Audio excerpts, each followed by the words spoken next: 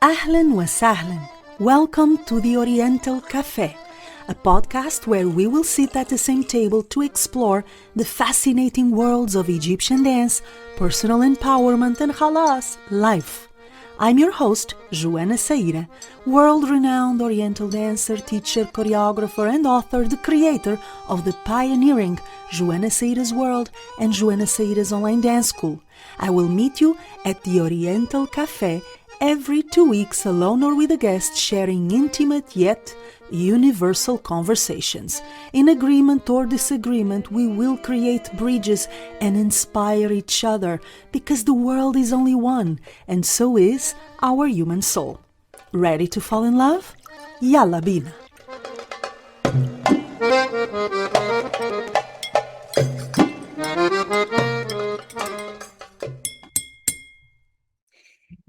Welcome to another episode of the Oriental Café podcast with Hend Elbalouty, a very special guest that I am so excited about. Now, I have to be fair. I'm always excited to speak with everyone I invite to the podcast because everyone is handpicked, right? So I would be excited to sit with everyone, but I was particularly excited for this conversation. And I am sure as we move through our chat at the Oriental Café podcast, people will understand why. I am here with the author of this beautiful book about shabi, Hend Elbalouty, and I usually start by introducing my guest and allowing my guest to introduce herself in her or his words, because I believe we're all changing.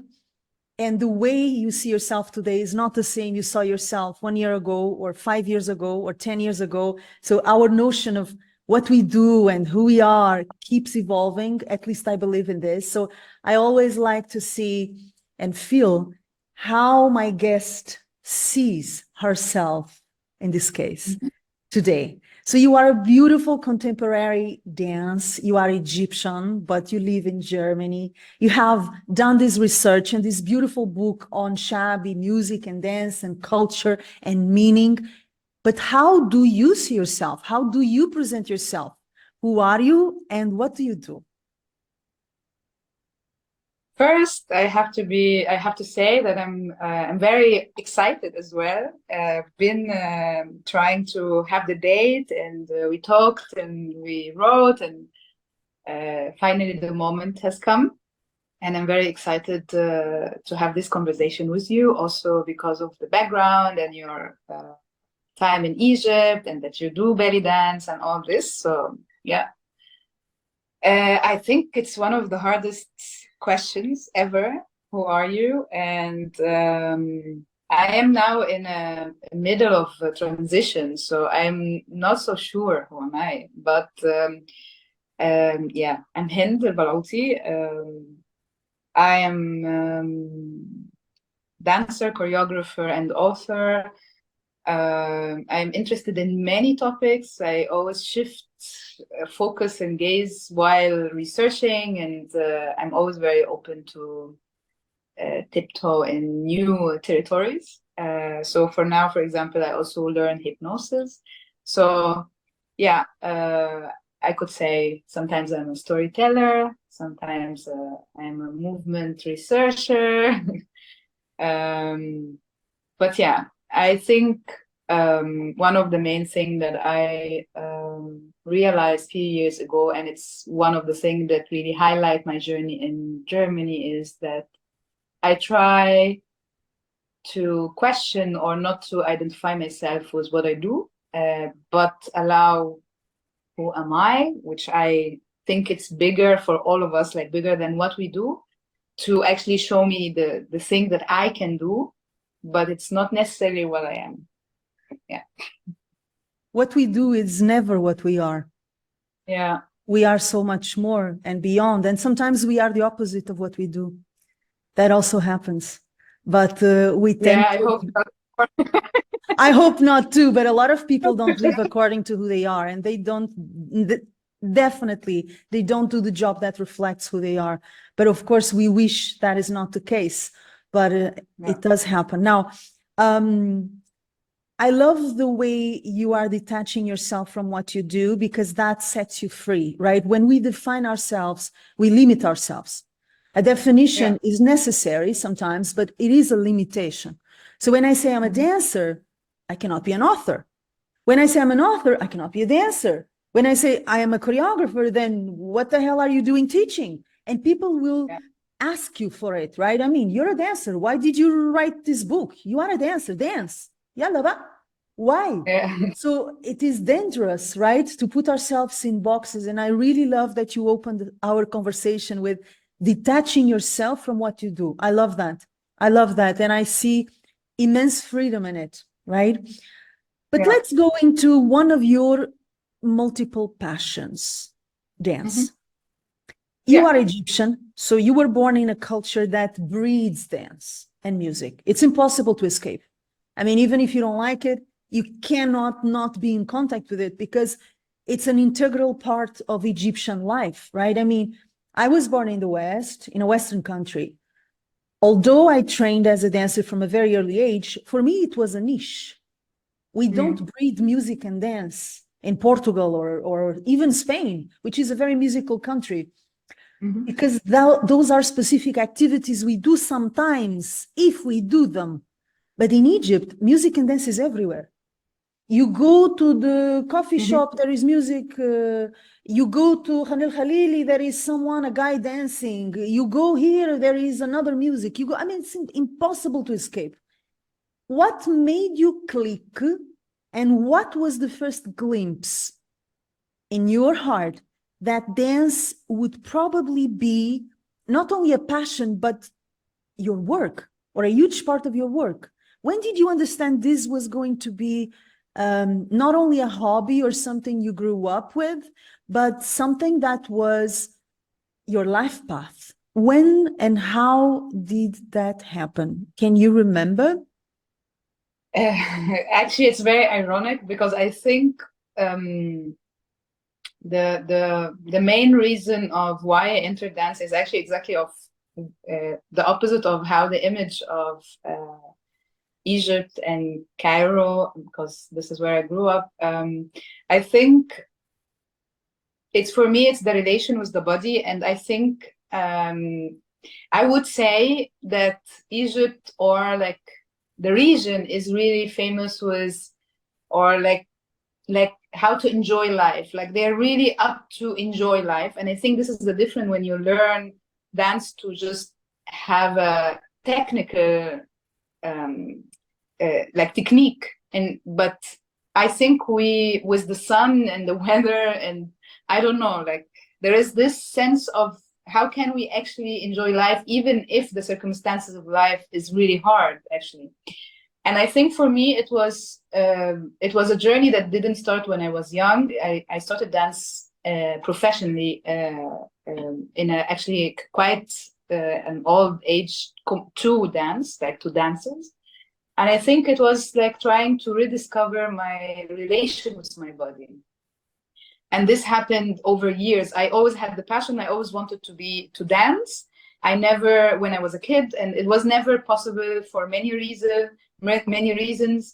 But I think for me, it was like the need to actually embody my own body, like to actually feel why I'm here. Because I think in many cities and many societies now, especially, or in the last 100 years, we are detached from the main purpose of our body, which is actually pleasure and experience and feelings and sensing and philosophy and a lot of things, like this is actually the main thing that make us experience the universe around us.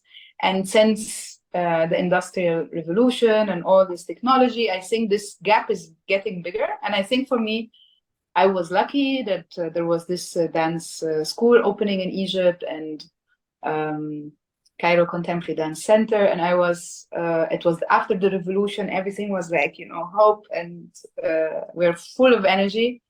And I felt that, yes, this is the moment that I can go after something that I really wanted to do when I was when I was young, and I couldn't.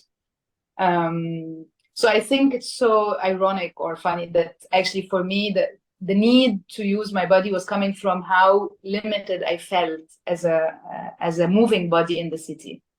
And I wanted to expand this feeling, and I needed a structure for that. You wanted to reclaim your body, perhaps, Yeah. no? I understand, yeah. Especially in Egypt, but not only, right? You touched a very interesting subject, which is the dissociation from the body. We use the body in a very utilitarian way. We forgot to feel it, to be in contact with it. As you said, we don't use the body as an agent for life experience anymore. It's all in the head. Yeah. In Egypt, there are other questions: religion, conservatism, the body of the woman being an agent of fitna, yani mashakir, problems, polemic, danger, right? Especially when the body of the woman is portrayed in public. So there is another layer of forbidden fruit around the body of the woman. But even if we go outside of Egypt, okay, let's forget that specific context. I totally agree with you. And I think it is so beautiful that you mention it, and so important that most of us, and I mean 99.9% of us, even professional dancers, by the way, we have forgotten to feel our bodies.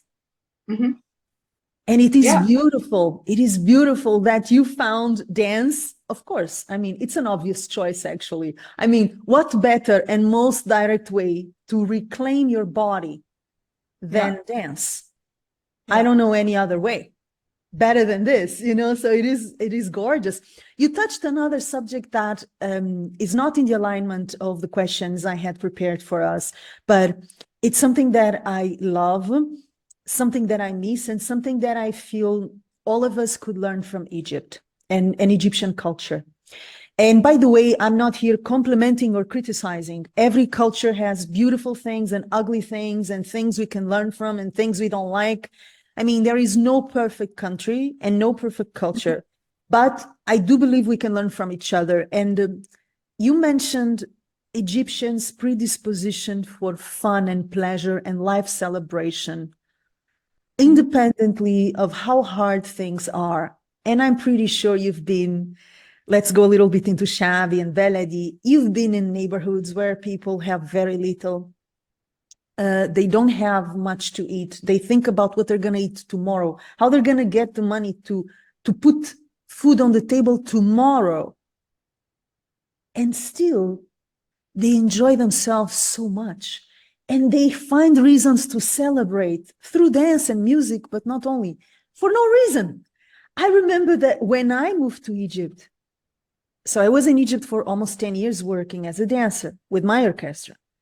I had already studied in Egypt, so I've observed. And one thing that annoyed me because I did not have that ability, was how people were enjoying themselves so much. And I say, why are you enjoying yourself so much? You're getting on my nerves. There is no reason for you to enjoy yourself so much, because I was coming from this seriousness and heaviness, and we only celebrate when there is a special occasion, and we're only happy when there is a very special bliss or something good that happens. And I observed Egyptians in general, it's overwhelming. I mean, it's everywhere, joy. Where is this coming from? I don't know. I think it has, for example, Egyptian people are famous with jokes, or like all the dark comedy. And I think it's something that comes with, even in war, people start to feel life differently. When you don't have anything, or you're kind of threatened to lose everything, your attachment to life become different. And I don't think that all poor people enjoy themselves every day and every night. I don't want to romanticize this, but I think it could bring an ability to be in the present moment and know that anyway you don't know what will happen tomorrow. So you just enjoy what you have now. And I think the culture of knowing how to have fun, I think it's just maybe about geography. I don't know. I think it's not only Egypt, it's also the region. And I think it's more maybe about the weather, maybe about the history of the place. I don't know, but I think the connection where it is, you know, and I think when humans were connected to nature, they had more fun, they had more connection to the beats and the rhythm of the universe and animals, and I think the less you have privilege and the less privileged you are and less technology you have, you invent your own way to enjoy life, because I think that's one of the purpose of being alive, and actually not to take life that serious. Yes. Yeah, so I think I don't think there is a reason why. I think it's just a very beautiful ability of human beings, but we tend to forget. Yes. And the jokes, Yeah. right? You mentioned the sense of humor. Oh my God. This is one of the things I miss the most when I left Egypt, was sense of humor, because I'm a joker. I'm always laughing and cracking jokes, and, you know, and that is something you really have in Egypt. Like, people know how to have fun and make jokes, and you're laughing all the time. I really miss it.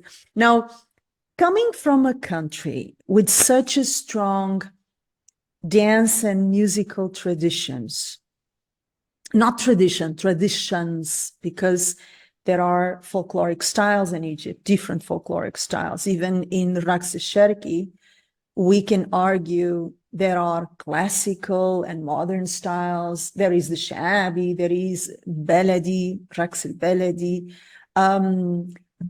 Why did you feel the call for contemporary dance? What called you in that direction and not in the obvious direction, which would be your country's dance? What do you find in contemporary dance that perhaps you don't find in Raqs al-Sharqi?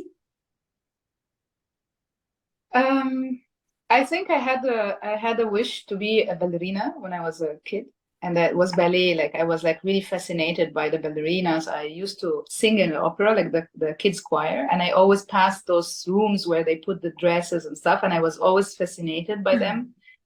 And I think I don't think it was a conscious decision back then. I know maybe now why, but I think back then this was an opportunity that just opened, and I felt ready to do it, and I just did it. I didn't have a lot of thoughts, and I didn't really search for other things before or after, you know.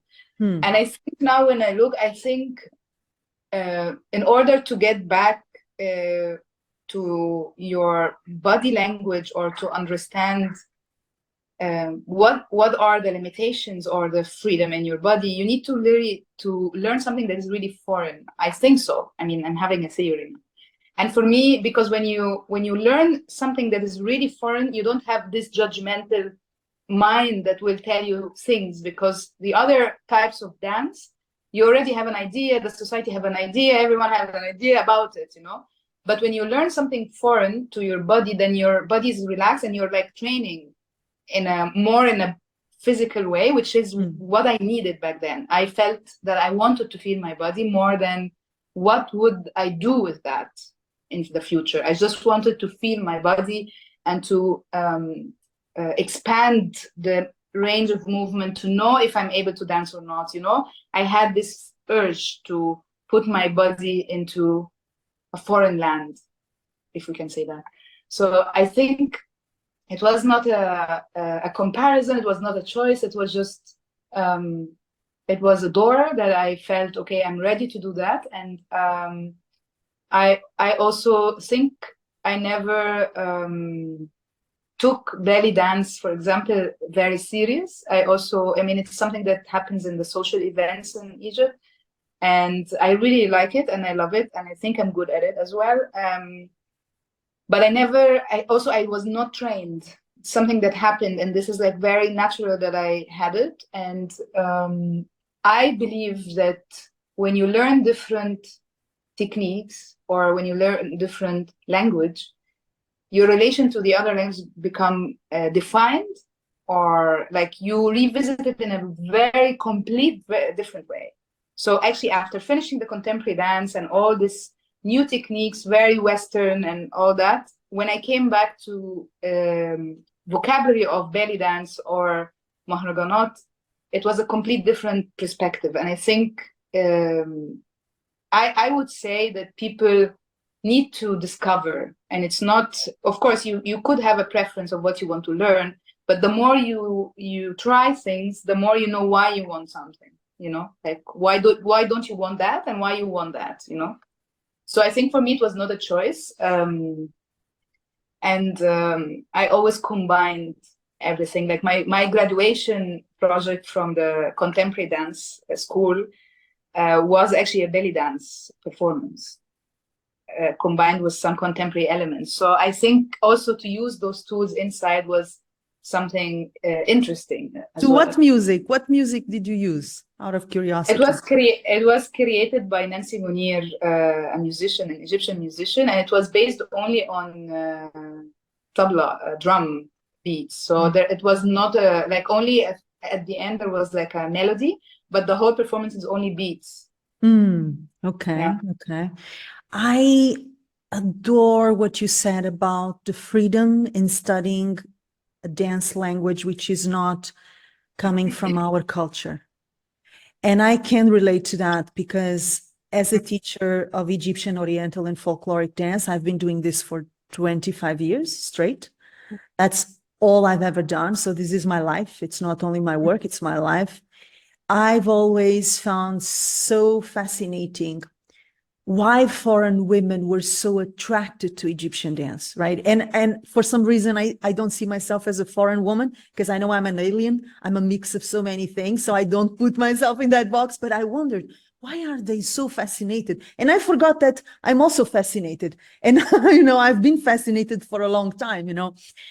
And you have a point, and I never thought about it, that when we study a dance which is not coming from our culture, there is a freedom. We go into it without prejudice.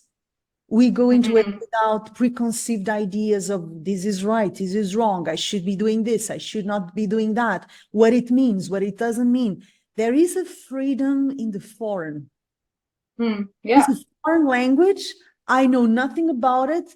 It's not a part of my mentality, of my set of values, of my concepts of right and wrong, my concepts of beautiful and ugly, so I'm free. Yeah.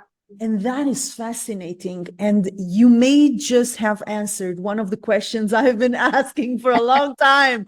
Why foreigners are so attracted to Egyptian dance, right? I've always asked this, and of course there are many possible answers, but that is definitely a good one.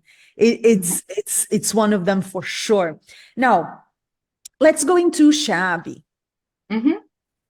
What exactly pulled you into shabi and the Mahraghanat specifically? What is it about this particular dance style within the Egyptian dance realm, which is varied and very rich, that called you?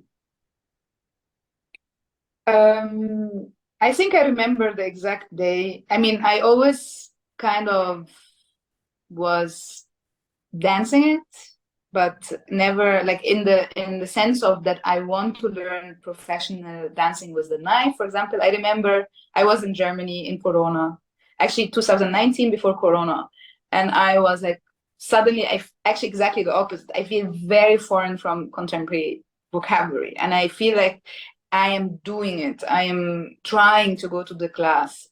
Something was like really not flowing. And then I realized that every time I put some music, Mahraghanat music or any techno shabi or some other friends, musicians who mix between elements, I would just dance. I don't even think about it.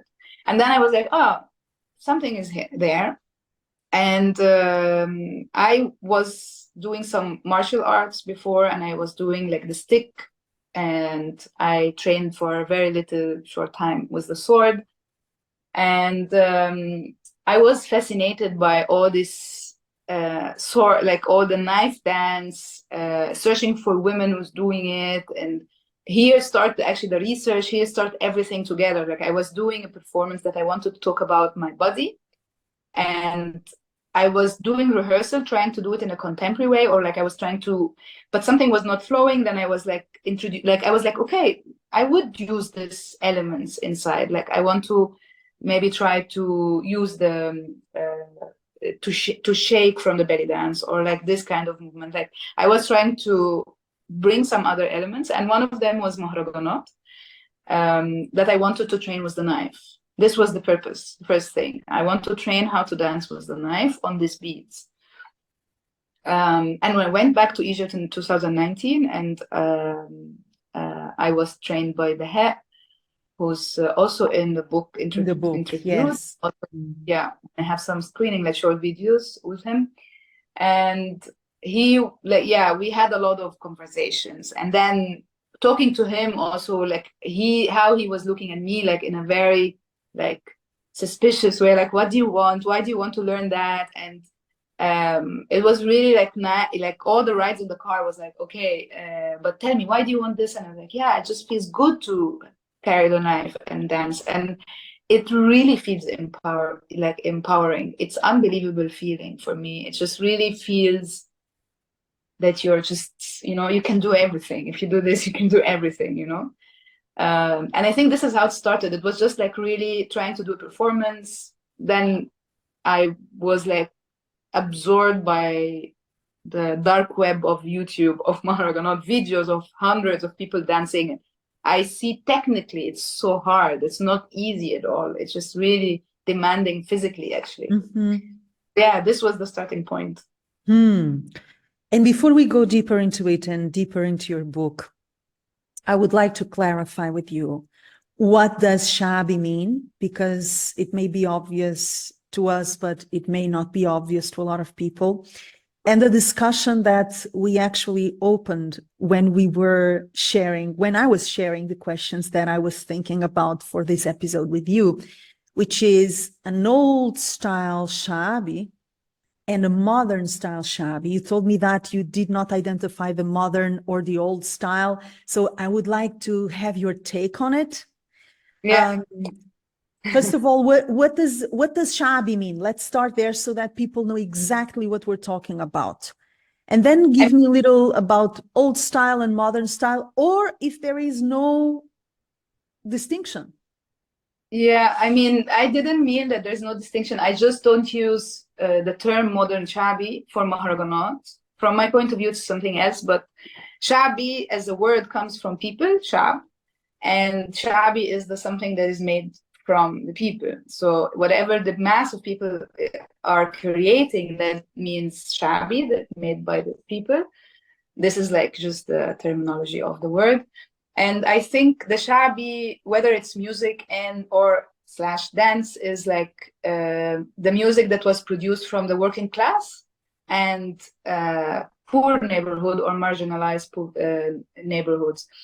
For me, the thing is, because I'm also not a music expert, but at least for the dance, and that's why, because the book is about Mahraghanat dance, I think the music has a lot of there's a lot of information that we can get about the shabi in since, I don't know, 50s or even before, and then 60s, 70s, and 80s and 90s, and then like the digital time started, and then another era started.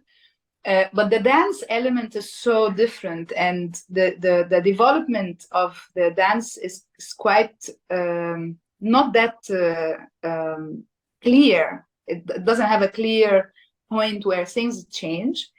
And Mahraghanat dance is really related to this digital music, these tones and tunes, and it's completely different than shabi dance. Of course, Mahraghanat in itself use a lot of elements from many dance, also like break dance and hip hop and locking and popping, but it's not like the shabi dance is completely another line for me, And that's why I don't use the term modern shabi for Mahraghanat, because for me Mahraghanat is a bigger umbrella for what happens in the street now as a movement from the body. So yeah, I mean, the music, I mean, there is a clear, it's like, you know, like in the 70s when the guitar came and all the songs had guitars, you know, like, so I think there is those moments in the music history that there is a distinct start of something. And I think this was like the digital that created all this electro shabi and took the mawal and all the songs to a different, not also trying to be like pop music, but more in a very different direction. And the dance, also belly dance and other dance, is not kind of related. I mean, even shabi dance it was a dance in itself. I mean, I'm not again an expert, but for me, from what I read and like researched, is that belly dance is belly dance since the beginning. It is also an old technique, and it has origins in Turkey and colonization, and even the belly dance suit, you know, like there is this, it came with the music sometimes and went out, but it is a line. But Mahraghanat dance, no one see it as a practice itself or as an art in itself. It just it's as if it's a twin for something that's bigger than it, you know. And it's also a representation of something that I find very important and very polemic, which is the transition of the musical creation from the hands of specialized musicians and composers to the hands of kids with computers and a lot of creativity.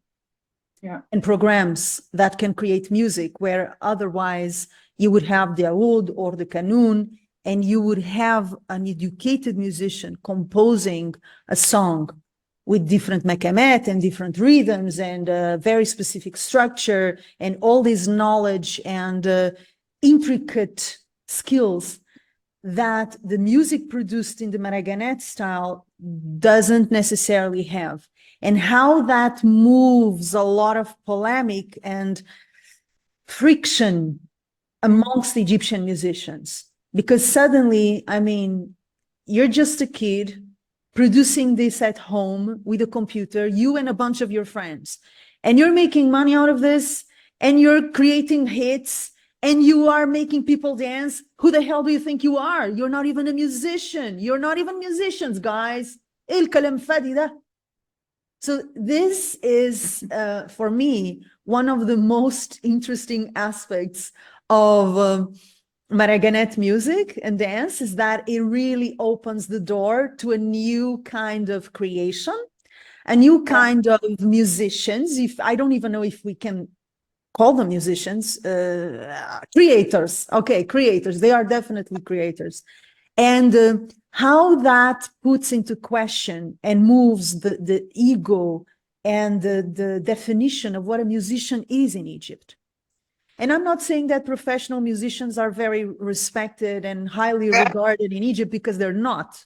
They're not. Although in Egypt you have, from my point of view, the best musicians, and some of them trained, academically trained. Some of them are not academically trained, and they're so damn talented and knowledgeable, but they're not highly regarded. But still, come on, a bunch of kids producing music with computers. What does that do to traditional musicians? Hey gorgeous, sorry for the interruption, and I hope you're enjoying this episode. Quick invitation. If you love the Oriental Café podcast and you wish to receive notifications of our future episodes and exclusive inspirations and gifts from me and our guests, don't forget to subscribe to the podcast newsletter. You're going to find the link for more information about our newsletter and its perks either in the description box below this video or in the show notes. Head there, subscribe to the newsletter, and I will find you there for exclusive goodies you are going to love. And now, let's go back to our episode. Enjoy.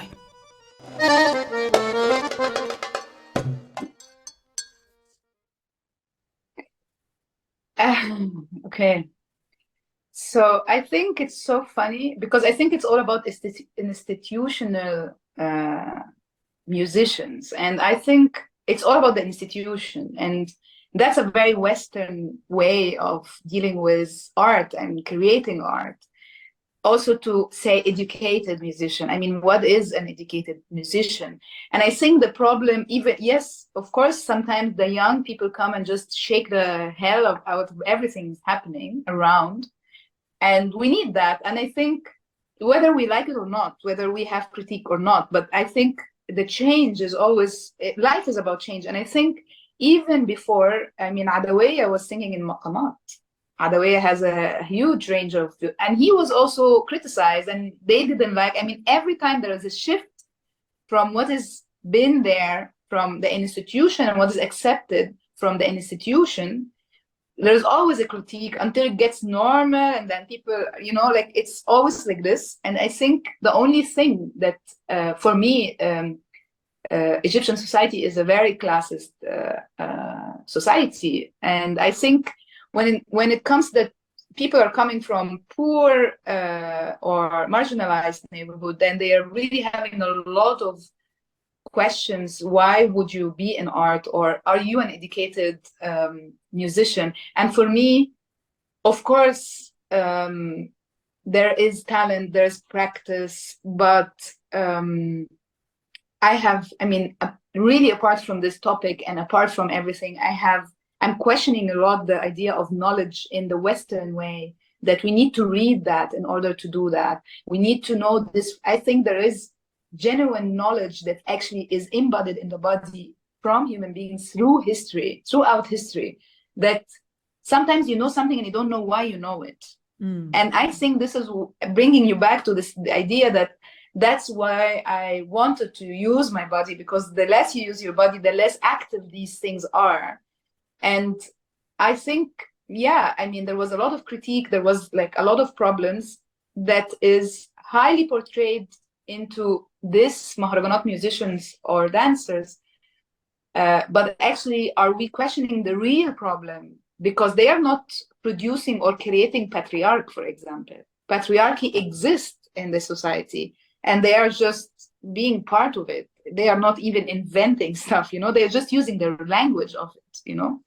And I think it's always easier to criticize the weak point of the society or try to blame it on some people or race, or it's always like that. Then you always say, this is why we have drugs among our young people, why blah blah there is violence. But actually the problem starts from a complete different angle, and we all know it, you know. So yeah, I think there was a lot of problems. They succeeded sometimes to prevent it from being performed in specific events, but it's because we are in the digital era. It's really hard to forbid it. I mean, it's getting even more spread, and it's traveling in Europe and the Arab world, and there is a saying in Arabic, "Mamnu' marghoob." The more you forbid something, the more people want it. So it's actually also this game, you know. Let me offer a little note here, and I will disagree with you on something. In Egypt, Egyptian musicians, they differentiate between educated and non-educated musicians. So this is not an exclusively Western categorization at all. I've worked with musicians for 10 years in Egypt with my own orchestra and other musicians that were coming in and out. And amongst Egyptian musicians, there is a hierarchy, different hierarchies. Yani. First of all, if you are a musician who plays for Ra'asa, you are of the lowest background, right? If you are a musician who plays with a well-known singer, you are a little bit more regarded, a little bit more respected. If you are a musician who only plays in recording studios, for respectable singers, and then you are up, yani. This is one hierarchy. Another hierarchy amongst Egyptian musicians is between the academically trained musician who was in a musical institute, who knows how to read and write music, yani, مثلا, and someone who learned from the street. And I'm going to give you an example. My accordionist, who stayed with me the entire time, he had learned how to play the accordion from his father. So they did the circuit of ballet weddings. He started to go with his father when he was very little. He watched his father play. For sure, his father also taught him at home, something like that. But he did not know how to write or read music. And he was my best musician. He was the best. And he knew everything by memory. Okay. Incredible musician and the most talented musician I've ever heard. But amongst Egyptian musicians, there is a hierarchy, and they do respect each other more if they have an academic training. My question was more in the sense of that traditional musician craft being threatened in some way, at least in their ego, and in their mind, by these kids that come along and don't necessarily know anything about music, but again, are extremely talented. Some of them with incredible ears and a feeling for rhythm and a freedom that perhaps the traditionally trained musicians don't have. Now, you touched another subject that I find very important, which is the question of shabi reflecting Egyptian society or influencing it. One of the critiques that shabi is receiving, dance and music, is that it creates a bad image for Egypt. It influences in a negative way the young generation, because a lot of the songs are, about polemic subjects like sexual harassment or violence against women, objectification of women's bodies. It is very polemic, right? Independently of how irresistible the music is. And I love it, by the way. I cannot resist it. I think it's irresistible. And then I hear the lyrics and I go, uh-oh, okay, all right, what do I do with this? So how do we reconcile the creativity, the cocktail of influences? Because in shabi music, you also find a little bit of Sufi, a little bit of the Mawalid. You find so many cultural references. I mean, if you know Egypt and if you know the culture, you identify them. So they're very smart at using this underground cultures in Egypt and making them come together in a very cool way that really works and really makes you want to dance. And it has this cathartic tarab effect, which is irresistible, but at the same time, bringing these polemic subjects, which have been under criticism, as you know, and the government has tried to forbid these songs because of it. Now, are they a reflection of Egyptian society at large, these polemic subjects in shabi music, or are they influencing it, or maybe both? What do you think? Okay, I had a lot of mental notes while you were talking. So first, when I said, just let me take it from the beginning. So first, when I said that the Western way of approaching knowledge, I didn't mean that it's coming from foreigners. I think that we are still colonized. I think to colonize the people so they actually behave exactly as the master is the thing. So I think the structure of education and law, it all comes from the Western countries, and it's actually very old as well. So this is what I meant by this way of knowledge, that educated people are highly respected in all departments of anything. Yes. But I do agree also that it's really there. The hierarchy is also not only in music. So that's one thing. The second is, it's so beautiful to make some egos being threatened. I think it's even something good for them. I think it's always good to have this opportunity to just be shaken. And I think whether you take something out of it or not, I think it's good for all of us to have some shake, because if it's only monotone, we will be fucking bored, Yes. So that's the second thing. The third, I think it's the question of chicken or the egg, you know? There is no way anyone would have an answer of this. And I think I would lean more to that it's just a representation of the society. And of course, in this representation of the society, you still influence the society. But I would rather feel or think that it starts because this is how they felt, this is what they do, and this is what they practice. And then from there, the influence start to happen when they reproduce any art project or any practice in that sense. But I don't think there is a clear answer or even clear ratios of the influence and the representation. And it's so hard. It's also when they ask about some movies, if the people are doing like the act, mimicking the actor who's like violent or whatever, or actually the actor knew this character exists. I mean, he just brought it to light. So I think the better question is, are we judged to what art can represent, and do we want to actually limit this, and who are we and who decide that, you know? Because there is always hierarchy, and there is always like bias to what you will allow. If you are more towards Mahraghanat, then you allow this. You were more to, you know. So yeah, I think for me it's this question of humanity that no one will be able to answer, the egg or the chicken, you know. I think it's more if we just give space and allow things to happen and observe and be, things will tell us. We just need to flow. And there is another aspect to it, which I don't think I've ever saw mentioned, but I find it valid, which is the fact that shabi music exposes the mentality of the majority of Egyptians.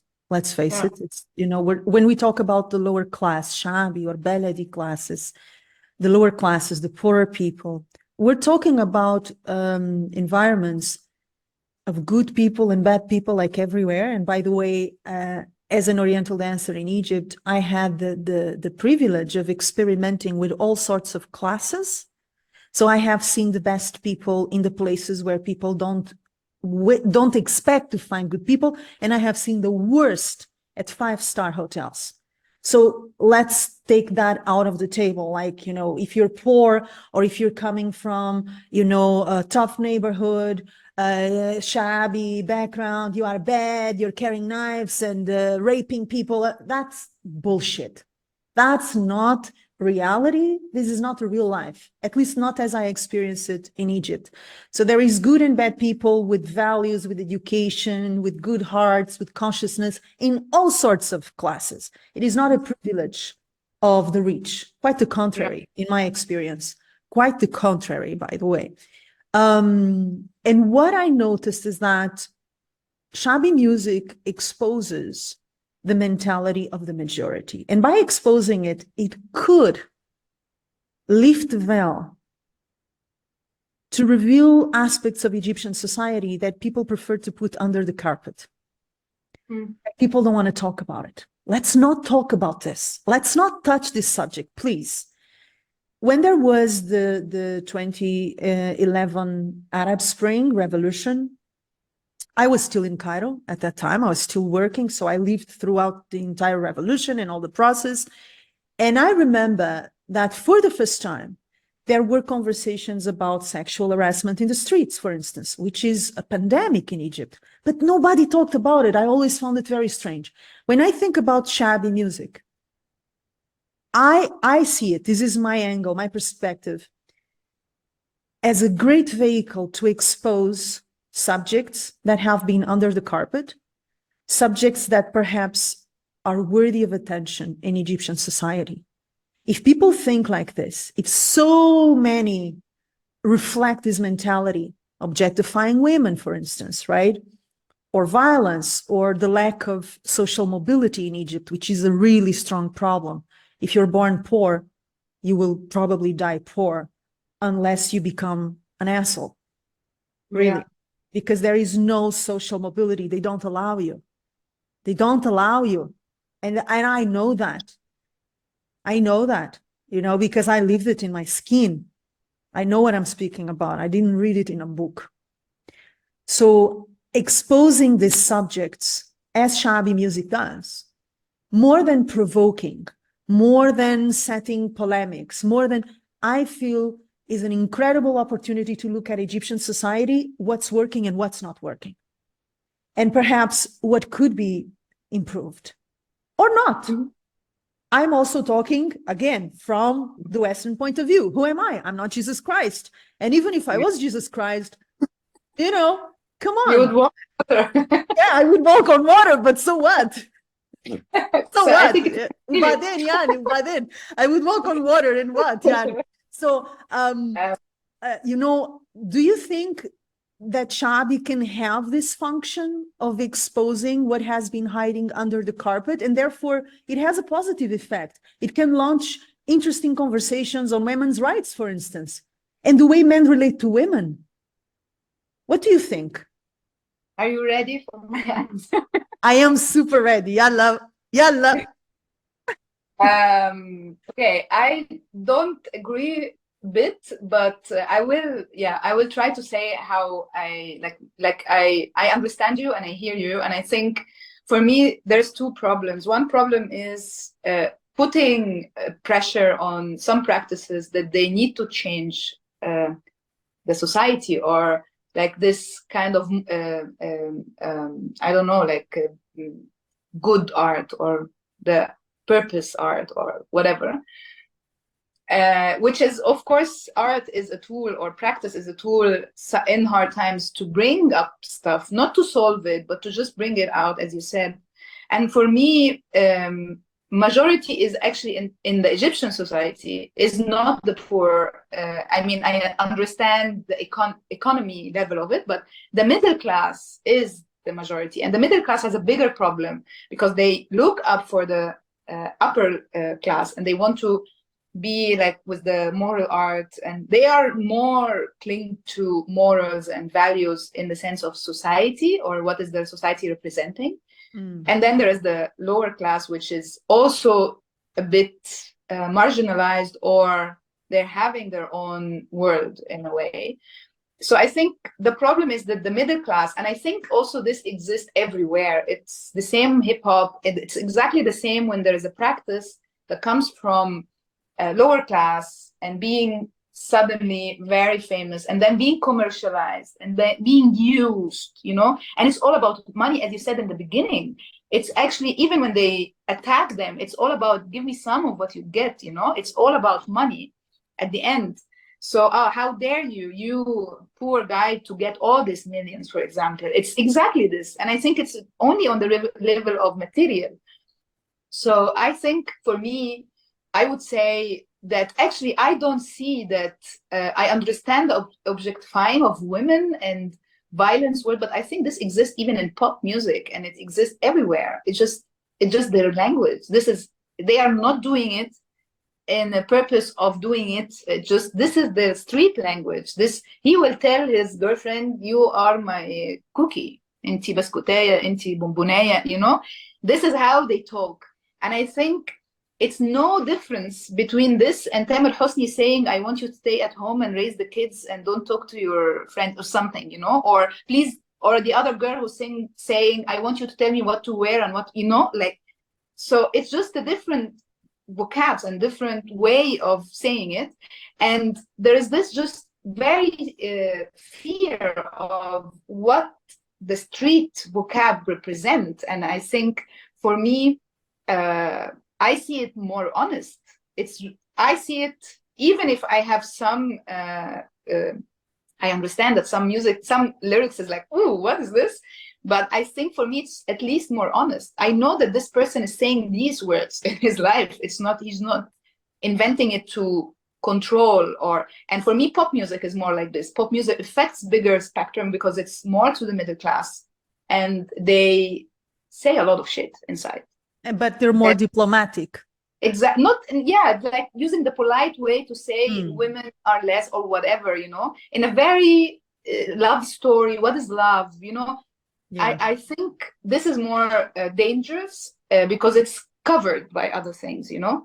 And I think Mahraghanat, even when they started, that's one of the things that makes it honest, at least in the beginning, before they get famous, is that none of them, when they started, had any idea of where is this going. It was not a pop music, producer took you to record the song. It was just people practice. This is why I'm using practice a lot, because I think it's about daily practice and things that they do in their life.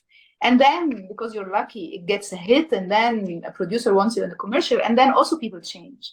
And you can see when the difference between Mahraghanat musicians when they were still in the beginning of their career or only amongst their friends, and then becoming very rich and famous, doing movies or stuff, and you can see also the change. And I don't blame them, because that's life, and of course they get to take a piece of the cake, you know. Of course.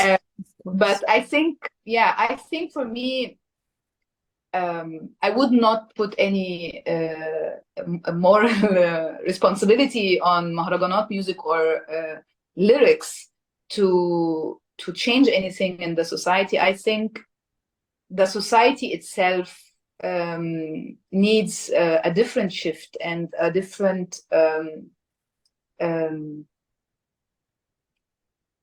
threat to actually revisit the relation to each other and all the classes, and because we know it. I mean, one of the basic things to control people, actually talking about harassment in the revolution as well. I don't want to go in politics, but that's a tool that all governments, all power use. The woman body, it's so famous since long ages. This is how we control, and that's patriarchy. And I think it's again the chicken or the egg. I mean, you starve people sexually, you control them with religion, you control them with morals, you put like a lot of cage, and then you throw something inside, and then something happens and say, look how, you know. And I think that's all like systematic control, power, you know. And I think women are unfortunately one of the tool to control. And the more you separating and putting women less, the less the society can actually deal with other things. So we need to break this first, and it needs to break from inside, and not a savior, and not I don't think art will do that. Yeah, that would be the subject for an entire podcast episode. Yeah. I mean, that is a very multi-layered, multi-dimensional subject, you know, patriarchy and women's bodies and sexual harassment and why it happens and how it happens and who creates it and who's the victim, who's the attacker. That is a very complex and rich subject. In relation to what I mentioned, I don't believe Shabi has the responsibility to expose anything. And I certainly don't believe when these kids are creating music, they're not thinking, woo, let's expose this subject and let's change Egypt. No, forget about it. Of course not. They're creating cool tunes. They're having fun and creating cool tunes with or without the awareness of what will eventually become catchy. And some of them have that awareness. And some of them, I believe they don't. They're just creating and having fun. And later on, they're maybe surprised to see, oh, this is giving me money. This is what is happening? What is happening? But I don't believe it comes consciously. It's a byproduct, possibly, if we want to, of something which is not intentionally going to change anything. Quite the opposite. It's part of the system, and it's an expression of the system. But ironically, we are intelligent creatures. And if we are, I can look at something which is not intentionally meant to change something, and I say, you know what? This could be an agent of change. But that's just a possibility amongst many. You know, now let's go into your book. What made you want to write this book that I'm holding in my hand? And by the way, guys, I am going to share the link to Hend's book in the show notes, in the description box for the ones who are watching the episode on YouTube. And I really, really love this book. In a second, I'm going to tell you why I loved it. But I would like to know first, what made you want to go there? First of all, have you always written? Do you like to write? What is your relationship with writing? And then why this book? I love writing. I think this is the first thing that I did as a kid as well. I think writing saved me in many situations, and I think it's a beautiful practice. And I think my deepest desire, dream, is to be a writer. And I had another book before that, but it was part of an artistic installation, so it's not published, but part of it. And so the book, it's so funny because, as I told you, I started with the performance and I went to meet Baha to learn the dance. And actually, when I started to talk to Baha, I was like, oh my God, I want to have every word he's saying. And I think I wanted to do a movie, actually. This was the thing. I wanted to do a movie, a documentary movie about Baha and Shahd and Ala, which is the three people, three main characters. And actually, in the beginning, I actually only wanted Baha to train me, but I was more interested to meet female dancers, which is not so easy as well to meet and to know if you don't have a connection. Yes. So I wanted to do a movie, and I was like filming them. I had like few interviews, and I was like dancing with them, and it was a long process to make them trust me and not to have the proper answers, like to really have a genuine talk. And actually, it's so funny because I had an event last week about the book, and there was those videos, and people were saying it's so funny when you watch the interviews that Baha looks more conservative than the two girls. And the two girls are really talking in a very open way, saying really some good stuff. I can imagine, yes. Yeah, I think you read it, but then when you see them saying it, it's so, and Baha is more actually conservative. And it was the first time that someone gave me this comment, and I was like, you're actually right. That's true. So anyway, I wanted to do this film, and then Corona happened. And the university where I studied in Cologne, Germany, it was very strict, and as we know, so they didn't want me to film anywhere where people cannot wear the mask. And this was already the end of the dream. Because, I mean, trying to force your reality on other people's realities, I mean, I cannot. And it's complete different reality in many places. And people in Egypt, they didn't wear the mask. I mean, I now look back and I feel, okay, those people, this is what I talk about, pleasure. And if you're telling Egyptian people you're dying 1 month, and if you're telling German people or like white people in specific areas you're dying after 1 month, look what they will do, So I think it was hard. I filmed already part of the thing. I filmed in some weddings, and I filmed Baha dancing and Shahd and Ala. But then it was impossible to go to crowded weddings and ask people to wear masks. Also, visually, it's not nice. And yeah, so I stopped, and then I was so disappointed. And I just started to read about it, and I was like, okay, it will happen. Let's see what will happen with this Corona. And I just put it aside. And I was like writing, researching, and then I was like, that's actually one of the things that I really wanted to do. And I thought of the book. I shared my thoughts with my mentor in the university, Professor Lillian, who I have a lot of gratitude to her support. And she was like a real support, and we did it from the university. And so the first idea was not a book. Also because, I don't know, I mean, this is also a different topic, not different, but it's in my position in the book. I was really, I was very trying to be sensitive. Who am I to talk about Baha and Ala and these things? And where am I standing? I don't want to romanticize things. I don't want to have this exotism about things. I'm presenting this in Germany. What does this mean? And that's why the Arabic had to be in the book for me, and it had to be in their own words. And I did a really slight edit for what they said. So it was all this questions of what should I do, because I knew that actually producing a book is already in this intellectual, it's already making a gap, which I'm trying actually not to have, So I think this was a challenge, but I'm glad it's out. I talked with friends who are in the book as well, and I think the book is just opening a door just to talk about it. It's not necessarily saying a specific thing, and it's really from a personal perspective among the research. It's my journey in how to actually document this before it change, because I think Mahraghanat Dance is changing very fast, faster than the music itself. So for me, it was like trying to catch a moment, like this was happening, those are the people, and maybe this will be not relevant at all in 1 year. I don't know, Yeah, but you've also started to document something which is mostly undocumented. And that is very important, I believe, because again, it brings the subject to people that otherwise would never hear about it.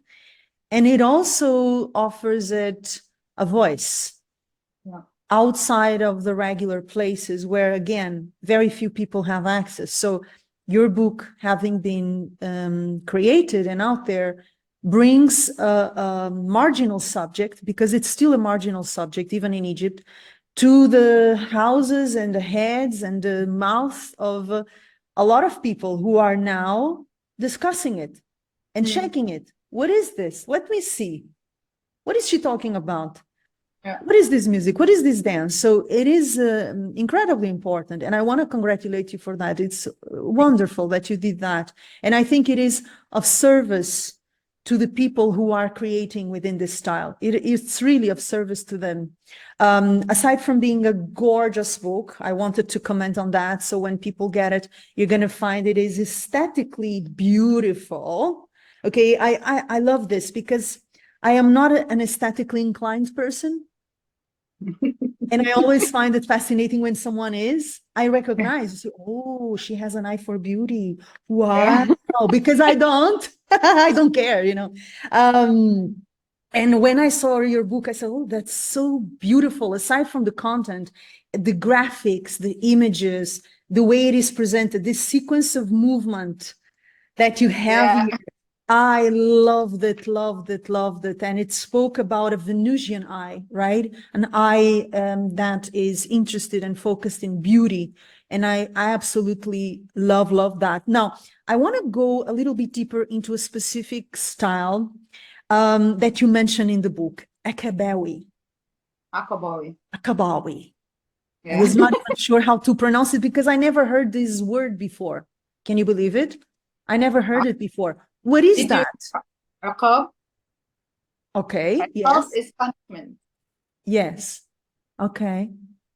And the Aqabawi, it says that, there are theories, and one of them is that this set of movement was developed in prisons.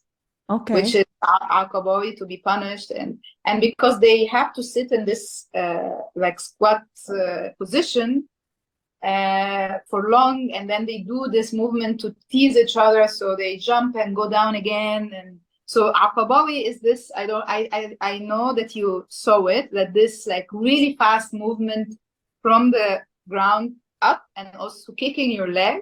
Yes. It's so demanding for the knees, because I was doing this for long. It's just really it's physically really challenging. So Aqabawi is it's one of the movement that is used in Mahraghanat.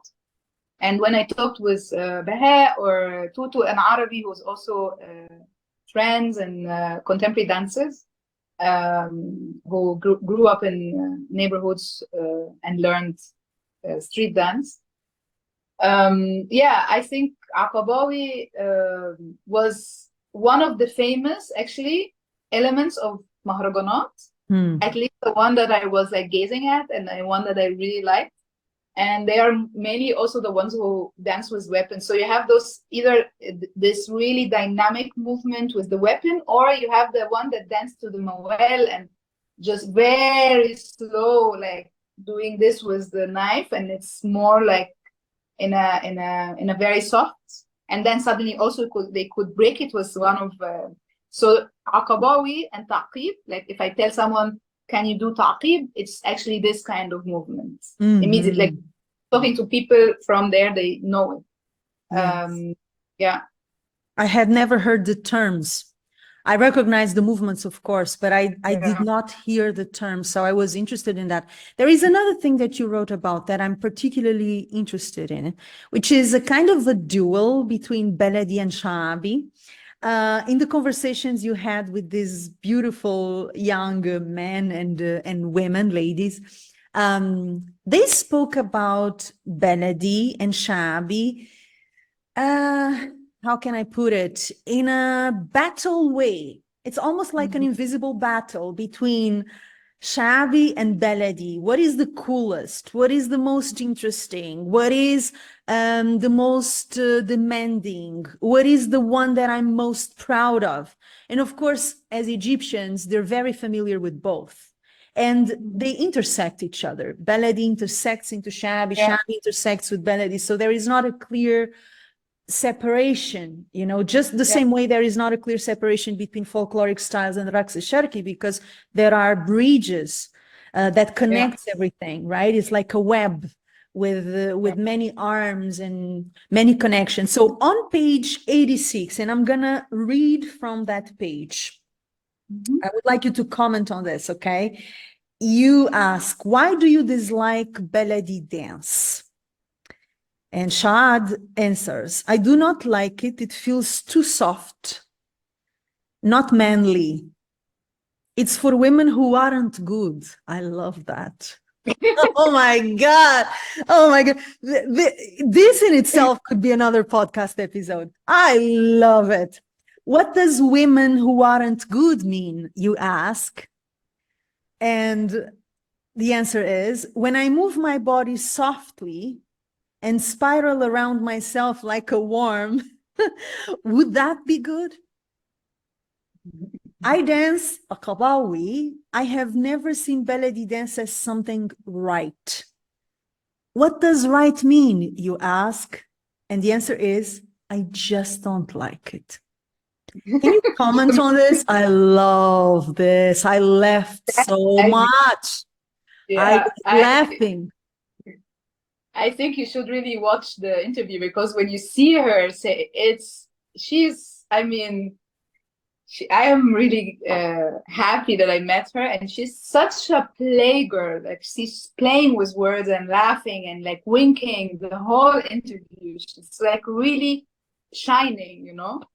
And I think, of course, as you said, I mean, as we both know, that belly dance is old and has a reputation. There's a lot of waves of when belly dance was really not accepted and have a lot of stigmas, and then sometimes it gets away and it's a bit soft, and then again, you know. And I think this also is related to women displaying their bodies into, like, for the male gaze. And it's mainly for this seducing or seduction and stuff. And of course, to do that amongst your family, because usually you dance in the street. When there's a wedding, it's actually the whole neighborhood is there, and you cannot just do that. You know, you cannot start seduce people. And I think this is what she meant, because she, after she will talk about her mom, that she prevents her mom and she doesn't like that her women dance in the street. And I think there is this thing that everything is soft and spiral and everything that related to women, and it's by default is less respected than anything that has sharp and edgy and more manly, as she said. And I think that again brings back to patriarch, but also, so the girl who dance Aqabawi or like very tough, or she can dance with knife, she will be amazed, like they will be amazed by her. So they will be very, ooh, look at her, to a certain level, and then also it turns into her, like back to her, you know. So there's a certain point where you cannot go more, because you cannot be a man. So it's something, you know, about being a man is like in a higher level. So, and of course, if a man chooses to use this element, that's mean like, what's wrong with you? You're like, are you trying to be a woman? That's why would you do that? And that's why there's all this, like, if a man is dancing very well, belly dance, that they by default they say that he's gay or whatever. But also talking about this in this theoretical or intellectual way is also not a representation of what's happening in real life. And actually there is, apart from all what they're saying, like Behet says also that he has friends who dance belly dance really well, better than any belly dancer, and blah, blah, blah. And I think it somehow is accepted as well inside this mixture that you, if you're not from there, you really don't get what is the rule. Like, and I think this is also something in that I was trying to say in the book, that it's like streets in Egypt. This street could accept that. This other street, you cannot walk alone. This other street, you can dance. But this, you know, it could change on the corner of the street. So I think in that sense, there's a lot of rules that could be broken, and also generating another rules depending on the event, depending on what's happening. And I think belly dance in general, there was a huge, like from the 60s when prostitution started to be illegal, and they closed a lot of prostitution houses. A lot of prostitutes went to work in cabarets and nightclubs, and they had the profession of belly dance. And then from there start to have this stigma, and also a lot of movies was having portraying this belly dance, who she's poor, so she goes to do a belly dance and blah, blah, blah, and then she ends up alone or blah, blah, you know, like all these scenarios. So there is a lot of problem related, and it's much way older than the one that is new, that is being created now. Maybe in the future we will have, but this belly dance has a lot of stigma, and it's completely different than folklore dance, and you know that, you know. Yes. So it's about how can you own your body and actually use it in that sexual way, and what do you want from that. And I think they just also don't want to be stigmatized in that sense. They cannot actually to be stigmatized in their neighborhood by being seducing. They still do it sometimes, but they don't want to say it out loud that, yeah, that I don't want to do a belly dance. And I don't think Shahd is doing belly dance. She's really like a tomboy, you know, like she's dancing Mahraghanat and like hip hop, and I think it's also about, she also talks about this, like she wanted to be a boy, like she's saying in that sense. But I think it's the freedom that comes with being a man. And what she says, I want to work, I want to be late, and it's all nothing about the gender itself. It's just like the freedom that comes by being a man, and she wants that. So to embody the movement, I think it gives you this kind of freedom, feeling of being free. So a little bit, you know, I was listening to you and thinking about the archetype of the Bint al-Gada. So in Egypt, depending on the context, something can be right or wrong. As you were saying, this street is okay and that street is not okay. I mean, why? It's a street. It's all a street. Yeah, but it's a different place. It's a different context. When you are amongst family, it's okay. But when you are not amongst family, then it's not okay. Why? But I'm doing the same movements. I'm doing the same dance. Yeah, but the context is different. So context is incredibly important in Egypt, and how people perceive the dancer and the dance drastically changes depending on the context. That's one thing. Another thing that I was thinking around the concept of Bint al-Gada, and of course there are different archetypes when we talk about dances and dance in Egypt, right? And especially Raqs al-Baladi. Bint al-Gada is one of them. The Ma'allima is another one, when a woman is in some sort of power position or leadership, either through her character, her attitude, or because she's literally being the boss of a situation, of someone, of a establishment, of whatever, right? The Bint al-Balad.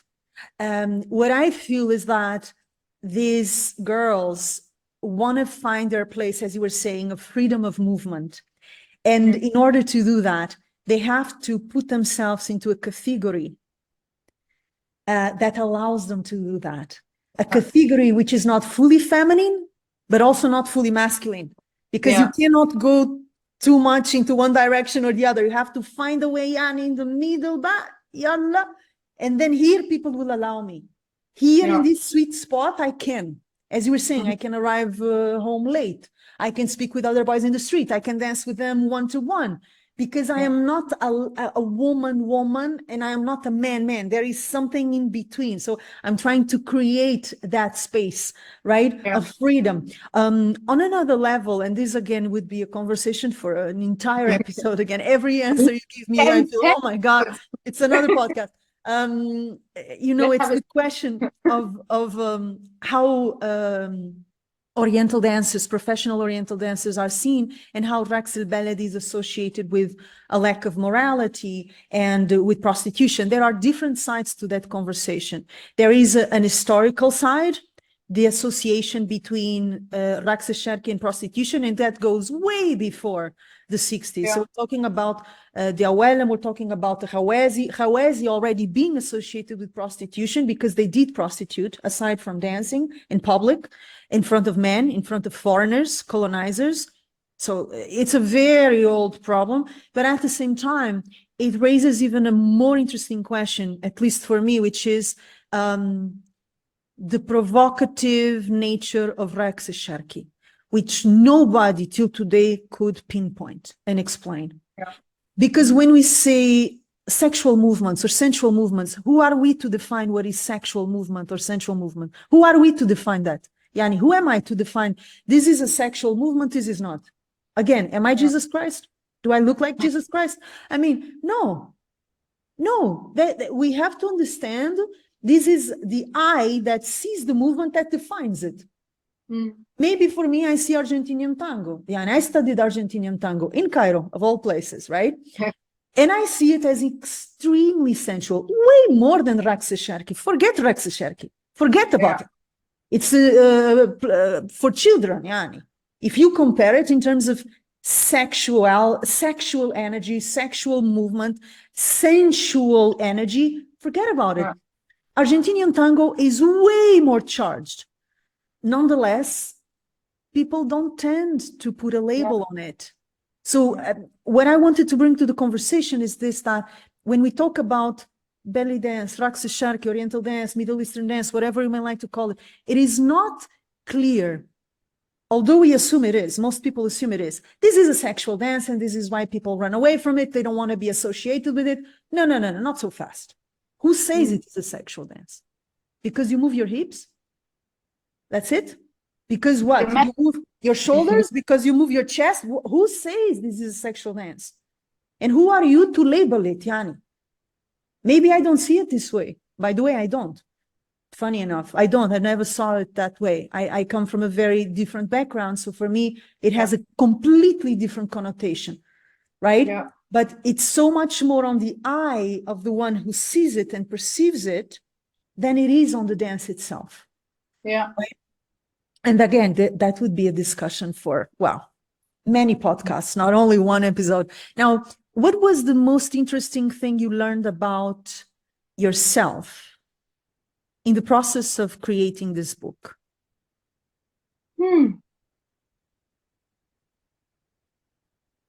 I think on a very personal level, I think I had a really beautiful journey and on a different level with my body, and how do I feel in my body and what does it mean. And I think also like the idea, the way that I reflect to myself or question what I have as thoughts and beliefs was very, I mean, it was every day I meet Baha, Alaa, Shahd. I need to empty any perspective, any idea that I think I know. I think I have an idea. I think I know better than I don't know. Like I had to really practice to empty and allow things to be and not to automatically have a judgment. And it was really tough in the beginning, but I learned how to allow space and just be and observe and listen, really listen. Because we usually, and I am one of those, we usually don't really listen. We are listening to answer, we are listening to act, we are listening, and for working with Baha, Alaa, and Shahd, it was like really that I needed to listen in order to not to feel that I'm appropriating anything in the book, or that I am trying to say something that I don't want. And I, of course, know that I'm an honest person, but or at least try to be honest. But I think this was really important, and it was a very good skill that I learned during the research we're writing and editing the book. So that you would not offer your perspective, but their perspective. Yes, to allow their perspective to exist before anything else. Exactly. Yeah. I believe you succeeded. This was one of the things I loved reading your book. Of course, it is still your perspective, but you have a very open perspective. So I did not feel you were trying to convince the reader of something. You just plainly expose the information and let the reader decide, which I very much appreciate. And I loved that you gave these kids a voice and you did not manipulate that voice at all. So I could hear them speak. I think that's what you're talking about. Yes, thank you. That means a lot. And that requires listening, absolutely. And it requires also the humbleness to know, and this is something I learned in Egypt, by the way, that independently of how much you think you know, there is so much more you don't know, point one. And point two, knowledge and wisdom and breakthroughs come from very unexpected places. So you have to be attentive and on the lookout and open and alert and humble. Yes, because if you presume, I know best, I am the expert, then you are not paying attention, yani pay attention, really see what people are showing you, what they are showing you. I'm going to tell you a funny story. I think you're going to like this, related to what you just shared. For many years, I had a designer, a Bedla designer, who became a very dear friend of mine, Aziz. He died a few years ago from Syria, but he lived in Cairo for a long time, and he was, Bedla master, with two beautiful children, Leila, Egyptian, Masreya, Meya. And they were like a second family to me, really. They became like a second family to me. So every time I went to pick up a Bedla or they came to my show, he would bring me food. He would, treat me like a daughter. At one point, he told me, Ajuju, Aizawarina Kaga. See, really? You want to show me something? What, Aziz? And he was a character, okay, real character. Say, did you know that I was once a fanan? أنا كنت فنان يا بنت. You were an artist? I was a dancer. I started to laugh because I did not see him as a dancer at all. You have to see him, short man with a big tummy, I say, Aziz, come on. You were a dancer? Oh, come on. Wallahi, warinik haga ba. I said, okay. So he sat me down. I was still laughing. Oh, come on. He put on Kulsum in tape. You know tape? What is a tape? Tape. And he starts to dance for me in his living room. This short man with big tummy, okay? My mouth was open, literally open. I don't know for how long. And tears start to fall down my face. I have never seen a dancer like that. It was an incredible dancer, but I mean a fucking incredible dancer. I said, Aziz, why you didn't tell me this before? I said, Yabit, I told you, but you always laugh. You're always laughing. I said, yeah, because I did not believe you, how could you? Why only now you're showing me this? So that was a masterclass in dance. And it was a masterclass in humbleness as well, of course, because, I was so arrogant. I thought, come on, who is this guy showing me? and it was really the best I've ever seen. I mean, so it is incredible how when you are open to people the way you were to these kids, you can really get glimpses of not only information, but wisdom, which I find much more interesting than information. Information is much easier to get.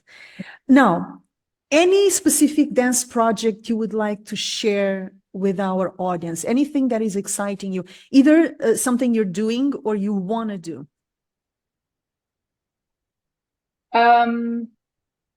I think I'm very excited now to enter a phase of research without really thinking of production, which is very hard.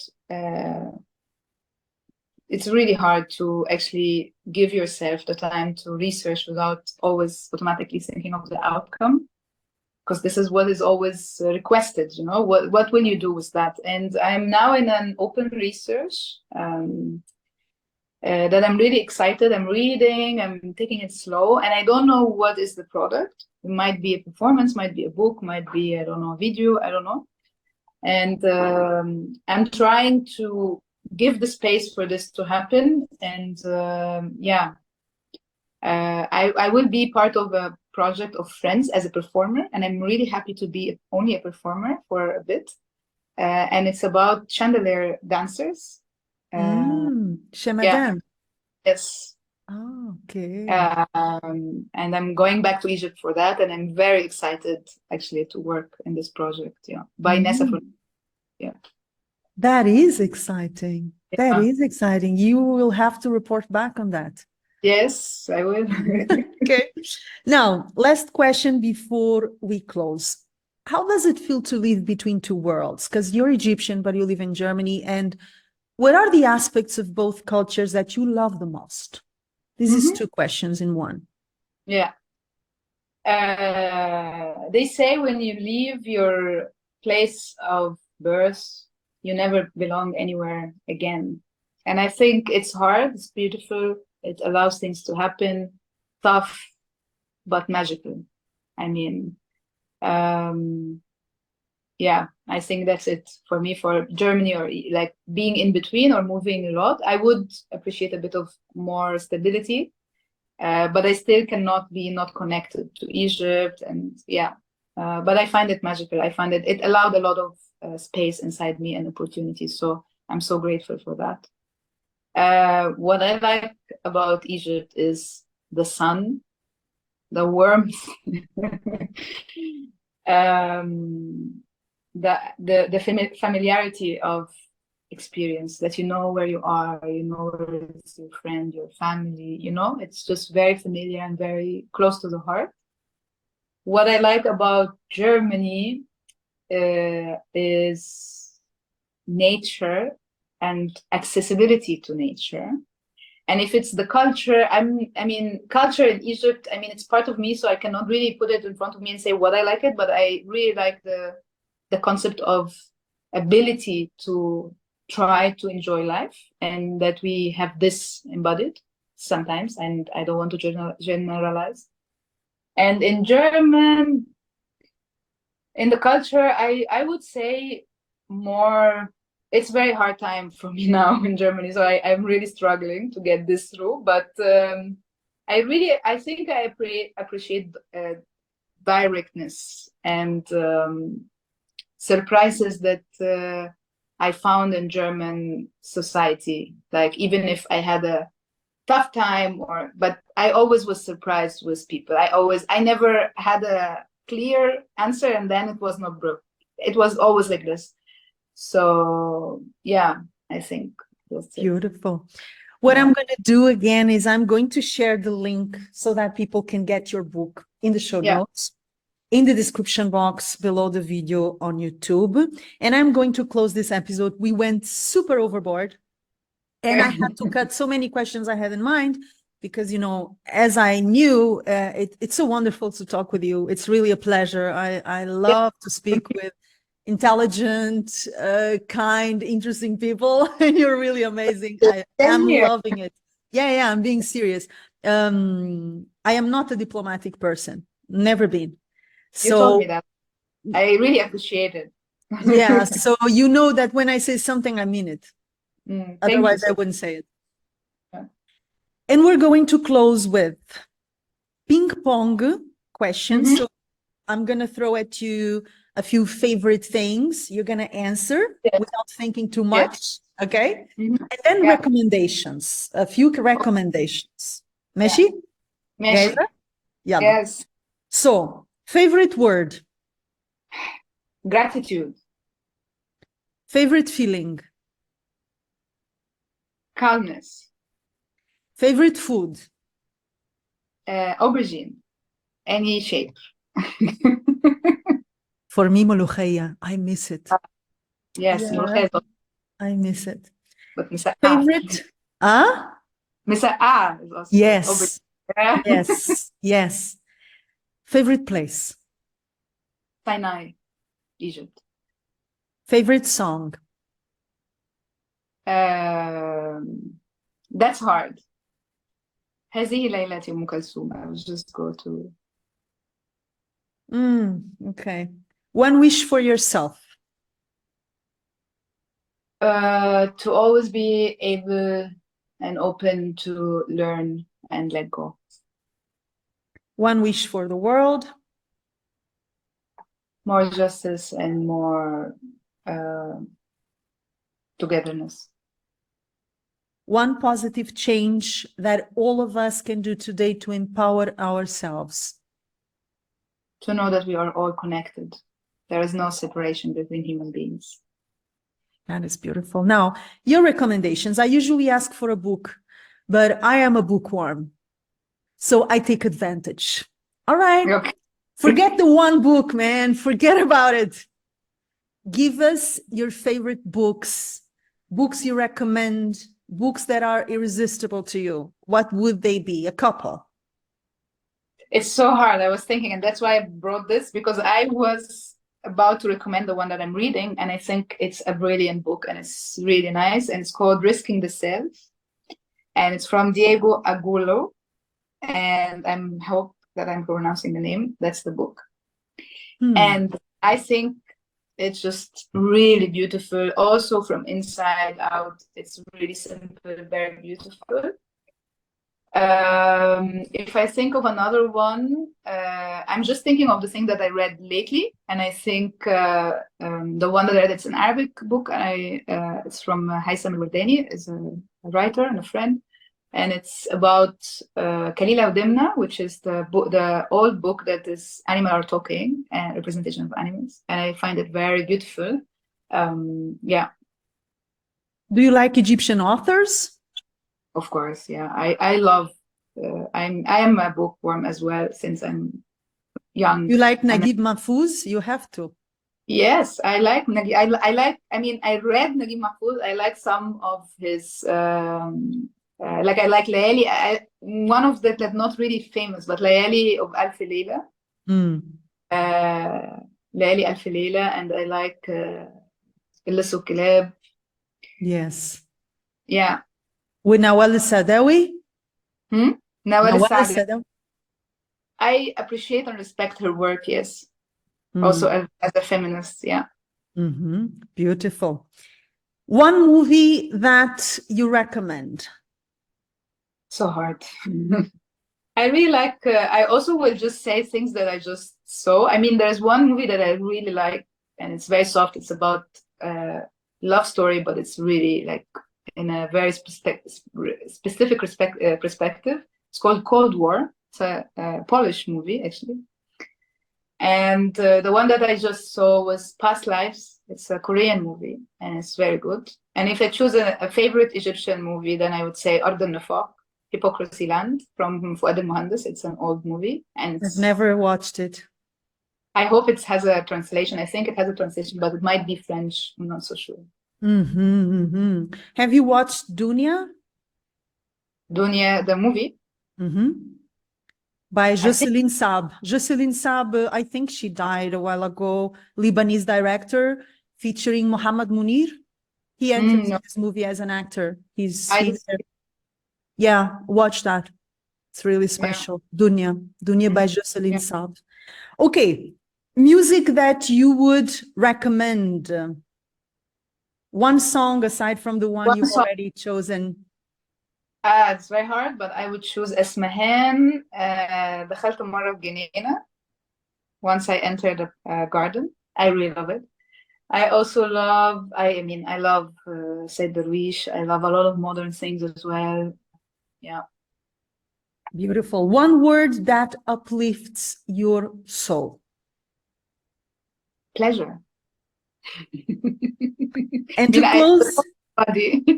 yes, to close this episode, I'm introducing a feature in the podcast, which is allowing the guest to ask me a question, any question about anything, not necessarily about Egyptian dance, but about anything you would be curious to ask. And this is how we close. What would that be?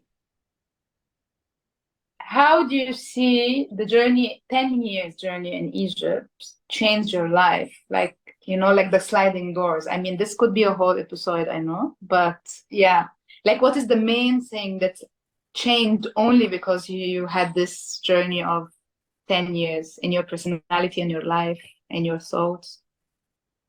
That is a really hard question. And as you said, that would be a podcast in itself or a series of podcasts.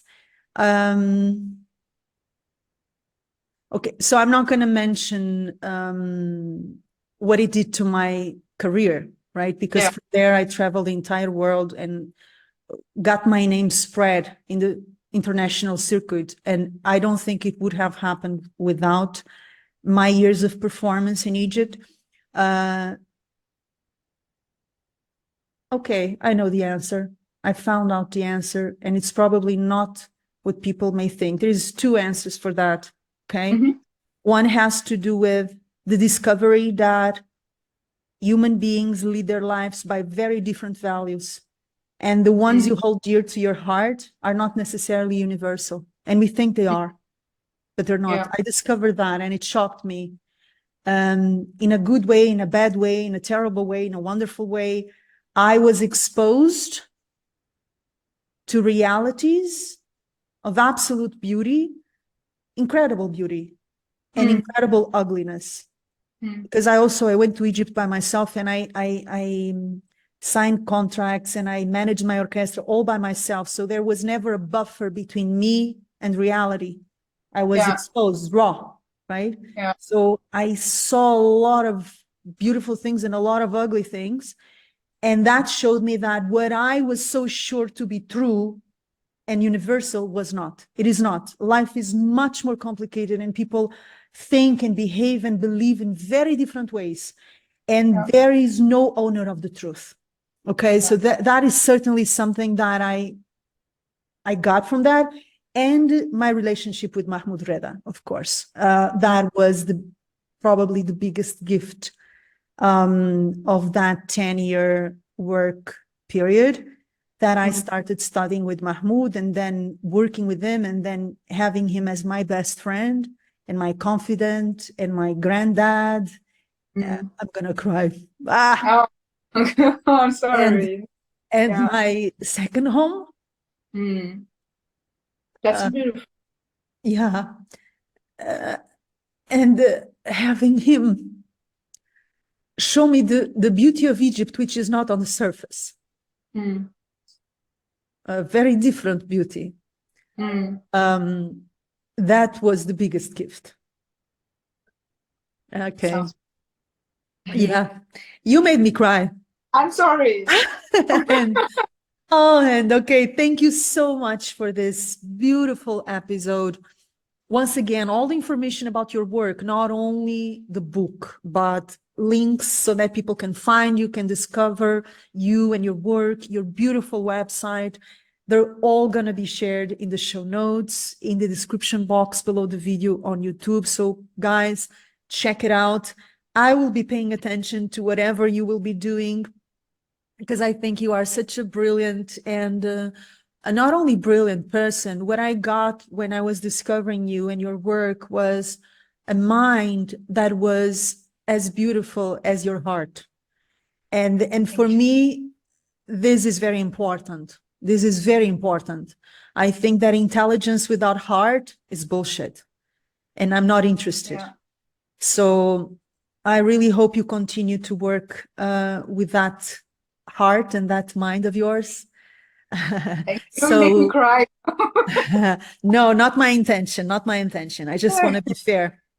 And I hope to see you and to hear from you very soon. Thank you so much for this time, for this conversation. And I'm going to invite everyone to check the next episode of our podcast, to join our newsletter, all that beautiful, beautiful stuff that you're going to find also in the show notes and in the description box. Thank you so much, Hend. Shukran. Thank you so much, Joana. Shukran jazilan. It was a beautiful talk. Thank you so much. You are welcome. So to know each other. Yes, I'm very, very happy. Thank you, my dear. Speak with you soon. Okay. Ciao. Hend, thank you. Oh. Thank you so much.